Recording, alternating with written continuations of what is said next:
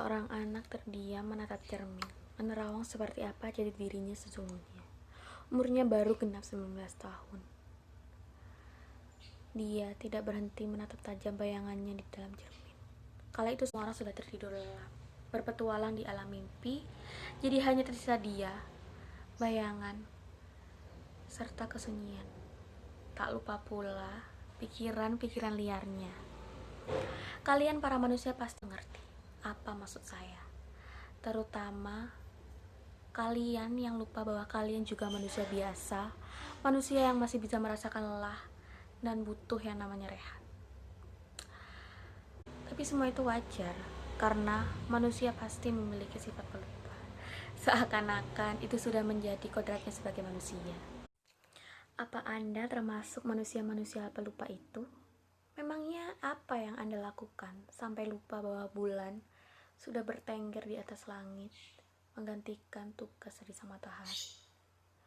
Terutama untuk kalian para remaja-remaja yang suka sekali menyiksa diri dan menyiksa pikiran-pikiran kalian dengan pikiran-pikiran tentang ekspektasi yang terlalu hebat, sampai seakan-akan terlihat tidak akan pernah menyentuh realita. Aku tidak bisa tidur. Kepalaku selalu dipenuhi dengan pikiran tentang masa depan dan kehidupan orang-orang yang selalu terlihat lebih menjanjikan daripada kehidupanku saat ini. Aku selalu mendapatkan jawaban yang sama dari setiap orang yang aku tanyai tentang mengapa mereka selalu terbangun di tengah malam. Menatap layar handphone atau laptop ditemani secangkir kopi hangat yang membuat menambah mereka menjadi terbangun semalaman. Sungguh baik hati para manusia ini. Mereka tidak ingin bulan merasa bosan dan kesepian, bertengger di atas langit malam bersama bintang-bintang. Jadi mereka memutuskan untuk menemani bulan di tengah keheningan malam secara sukarela tanpa diminta. Kembali pada bayangannya di cermin. Sudah kurang lebih 30 menit ia menatap aku sebagai dirinya yang lain di cermin. Ia menatap dirinya yang lain sedang meneteskan air mata tepat setelah ia melihat kehidupan temannya di sosial media. Kehidupan yang menyenangkan dan indah, seperti tidak ada beban yang harus dipikulnya. Kehidupan bagaikan putri dan pangeran di negeri dongeng, yang masa depan dan kebutuhannya sudah terpenuhi sejak ia lahir. Meskipun yang sebenarnya terjadi di sosial media belum tentu yang terjadi di kenyataan. Ditambah dengan alunan musik sedih yang semakin membuatnya deras meneteskan air mata. Sampai-sampai wajahnya terlihat seperti merah tomat yang baru saja dipetik dari kebun petani. Merasa tidak berguna, kesepian,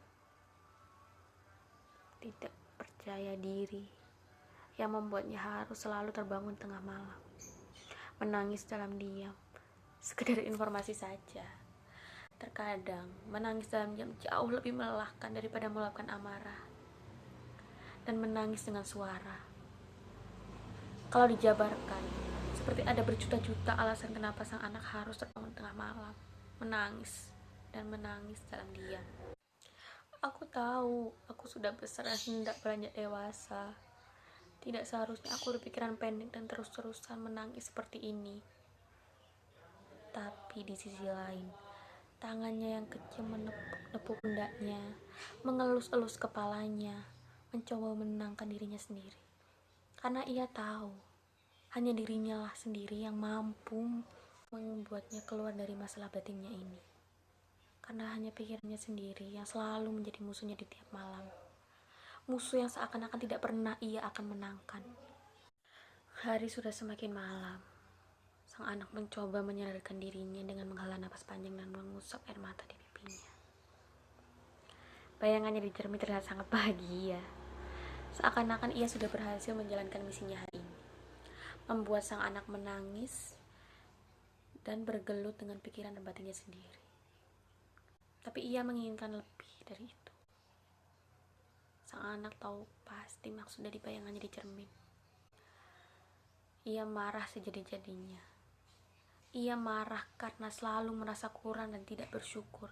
Ia marah karena selalu terbawa suasana oleh bayangannya di cermin. Hingga tanpa sadar ia melukai dirinya sendiri. Ia membuat tato kecil seperti sayatan di tangannya yang putih. Warna merah yang keluar dari tangannya yang putih membuatnya tersadar. Astaga, ada apa dengan aku ini? Kenapa aku selalu melakukan hal bodoh ini? Apa yang ingin aku lakukan sebenarnya?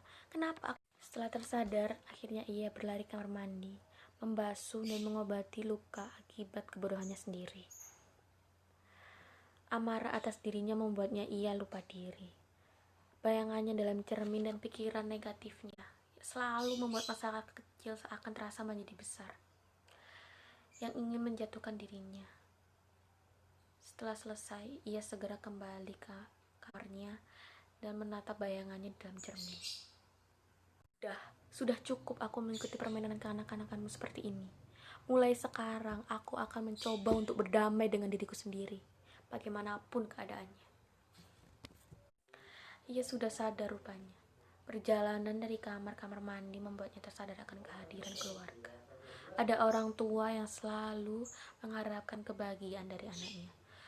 Ada saudara yang selalu siap sedia membantu dikala ia mereka meminta bantuan. Ada keluarga yang siap sedia menemani dan menyayanginya tanpa ia minta. Tak lupa pula teman-temannya yang selalu siap sedia mengukirkan senyum dikala ia susah. Aku tidak pernah sendirian di dunia ini, karena bagaimanapun diriku, akan selalu ada orang yang menyayangiku dan selalu ada di sisi